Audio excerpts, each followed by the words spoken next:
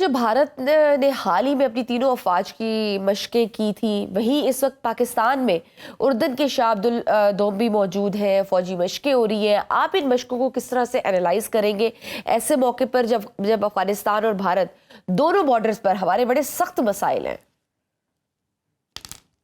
देखिए ये मशकों का एक तो वेदर या मौसम या कैलेंडर वाइज तो ये आइडियल मौसम होता है अक्टूबर और नवंबर में, क्योंकि इसमें बारिशें खत्म हो चुकी होती हैं, फ्लड्स वगैरह का मौसम गुजर गया होता है, सर्दी अपनी सवेर नहीं इतनी आई होती। तो ये वेदर वाइज तो फ्लाइंग पॉइंट ऑफ व्यू से, ग्राउंड ट्रूप्स की मूवमेंट के पॉइंट ऑफ व्यू से, और अदरवाइज जैसे मैंने हमारे मुल्क में आमतौर पर गर्मी होती है, तो वेदर वाइज तो ये अच्छा मौसम होता है। जॉर्डन के जो किंग यहाँ पर आए हैं, ये बहुत पॉजिटिव सिग्निफिकेंस है। इसकी सिग्निफिकेंस इसलिए है कि वो खुद भी एक फाइटर पायलट भी हैं और हाँ। मिलिट्री यूनिफॉर्म भी आपने देखा है वो पहनते हैं, हमें नजर आते हैं। इनके जो वालिद थे शाह हुसैन, वो खुद भी एक फाइटर पायलट थे, बल्कि आपके व्यूअर्स को याद कराता चलूं कि वो खुद अपना बोइंग उड़ाकर वापस लाए थे। अमेरिका में अंडर ट्रीटमेंट थे और वो खुद उड़ाकर लाए थे जब उन्होंने हैंड ओवर किया था इनको कमांड अपने बेटे को, अब्दुल्ला को, किंग अब्दुल्ला को। ऑल दो वो सिंबॉलिक ज्यादा था क्योंकि वो इतने शदीद बीमार थे, और वो एक और नई डिस्कशन है। लेकिन मैं कह रहा हूँ कि इनका फैमिली का, हैशमाइट फैमिली जो है, इनका मिलिट्री से ट्रेडिशनली ताल्लुक रहा है। ये फोर्सेस में अपने आप को बड़ा कनेक्टेड रखते हैं, फिजिकल हैंड्स ऑन ट्रेनिंग भी करते हैं, फाइटर जहाज तक उड़ाते रहे हैं इनके वालिद भी और ये भी। तो इस बैकड्रॉप के हिसाब से उनकी एक इमोशनल कनेक्टिविटी आर्म फोर्सेस के साथ बनती है और सही। वो कॉम्प्रीहेंड भी बेहतर कर पाएंगे। तो ये अच्छा साइन है कि जॉर्डन की डिपेंडेंसी आज की नहीं है। बहुत सालों से पाकिस्तान की एयरफोर्स के भी पायलट्स हम लोग भी जॉर्डन में जाकर लड़ते भी रहे हैं इनके बिहाफ पे। बड़ी क्लोज मिलिट्री अलायंस भी रही है, और आई एम श्योर अब दुनिया के बहुत सारे मुल्क, पर्टिकुलरली मैं एयरफोर्स का आपको बता सकता हूँ कि इंटरेस्टेड भी हैं कि हमारे साथ मिलकर को कोलैबोरेशन करे और कोई ट्रेनिंग हम देने की पोजीशन में हो किसी को। और कोई लेकिन ये आने पॉसिबिलिटी वाले है वक्तों कि में पता कोई ये लगेगा जो कितना मीनिंग। पाक सऊदी दिफाई मुआहदा है उसका हिस्सा भी उधर भी बच जाए? जी, एक पॉसिबिलिटी है, लेकिन उसका कनेक्टिविटी या डिपेंडेंसी अमेरिका पर मैं बहुत ज्यादा देखता आया हूँ, क्योंकि अमेरिका का बहुत इन्फ्लुएंस है उनके स्पेयर पार्ट्स पर भी, उनकी ट्रेनिंग पर भी, उनके जो इक्विपमेंट या फाइटर जहाज भी लिए हुए हैं।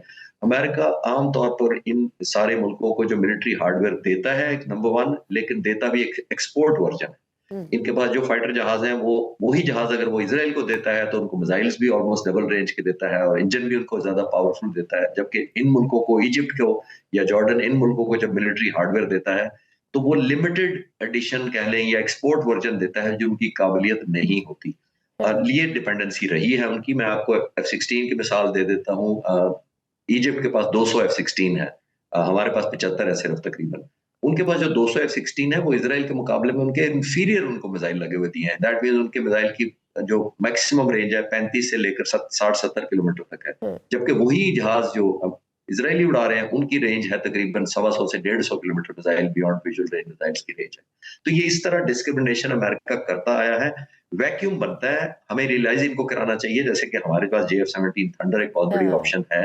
अगर वो, जैसे मैंने कहा, उस इन्फ्लुएंस से निकलना चाहते हैं तो पाकिस्तान बहुत अच्छा एक ऑल्टरनेट ऑफर कर सकता है। तो हमारे हम्म। पास जो अल्हम्दुलिल्लाह इस वक्त मिसाइल्स हैं F-16 पर लगे हुए हैं, नो डाउट उनको अपग्रेड करने की जरूरत है। लेकिन जो J-10C पर आपने PL-15 देखा तकरीबन 200 किलोमीटर का, तो हमारे मिसाइल्स की रेंज या टेक्नोलॉजी की रेंज उनसे ज्यादा बेहतर है। अभी भी हम ट्रेनिंग उनको देते आए हैं। वो आई एम श्योर, मुझे लगता है कि वो इंटरेस्टेड होंगे कि हम अपनी ट्रेनिंग खासतौर पर फिजाइया की एक्सटेंड करें, और हम पहले भी करते आए हैं। हमारे सैफुल आजम एक पायलट होते थे जो जिनका ताल्लुक ईस्ट पाकिस्तान से था, उन्होंने जॉर्डन की तरफ से जंग भी लड़ी हुई है और हम्म। इसराइल के जहाज भी तबाह किया हुआ है जॉर्डन की तरफ से लड़ते हुए। हमारे आज नहीं है, बहुत सारे हमारे पायलट जाते रहे हैं उनकी ट्रेनिंग करने के लिए। तो जॉर्डन की बड़ी क्लोज हमारे साथ एफिलिएशन रही है। हम उसको रिवाइव करना चाहिए ताकि हम जाके एक्सटेंड कर सकें और हमारा फुट होल्ड दोबारा हो सकेगा मिडल ईस्ट। सही। सर, Z-10ME2 की भी नुमाइश हुई है और अब इसे पाकिस्तान फौज में भी शामिल किया गया है। इसके हवाले से आप हमें बताएं कि इसकी क्या खुसूसियात हैं?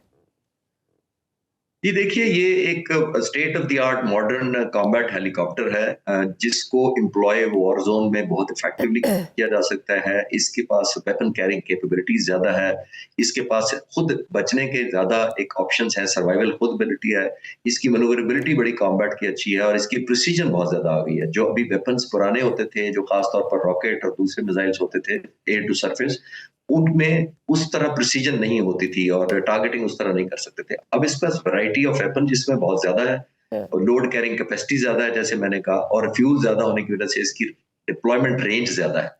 तो ये मुझे लगता है कहीं ज्यादा कारगर है एज कम्पेयर टू जो कोबरा हेलीकॉप्टर हमारे पास अमेरिका के होते थे, और जाहिर है वो बहुत पुराने हैं निस्बतन एज कम्पेयर टू जो ये हेलीकॉप्टर है, तो ये बहुत अच्छा एक एडिशन हुआ है।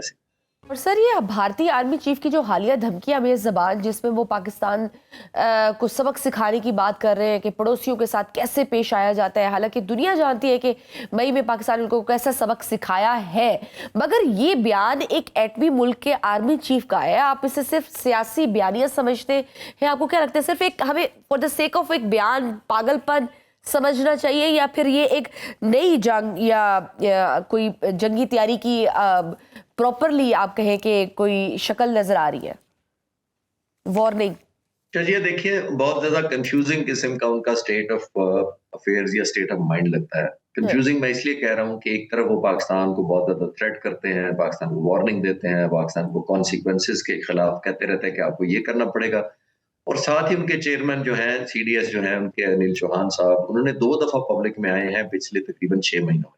मैं दोनों दफा हाईलाइट कर देता हूँ कि उनकी क्या माइंडसेट थी। एक तरफ वो ये कह रहे हैं जो आपने अभी हाईलाइट किया है, जबकि दूसरी तरफ आपको याद होगा सिंगापुर के जो मीडिया था उसमें उन्होंने एक इंटरव्यू के दौरान सून आफ्टर मई जो 6-7 को उनके जहाजों की शूटिंग हुई थी, उसके जवाब में कहा था कि जहाज होते रहते हैं, नुकसान हो जाता है फौज में, लड़ाई के अंदर हो जाता है, और हमने रिकवर किया, अपने गलतियां रियलाइज की और हमने कम बैक किया 10 तारीख को, 10 मई को। ये उनका बयान था। अब एक उन्होंने एम्बेरसमेंट हुई, दुनिया ने कहा कि अच्छा इसका मतलब आपका नुकसान हुआ है, आप माने हैं। दूसरी मुझे हैरत हुई थी कि ये कौन सी एयरफोर्स है जिसके पास तकरीबन 900 1000 फाइटर जहाज है, और वो जंग के दिनों में ग्राउंड कर दी गई।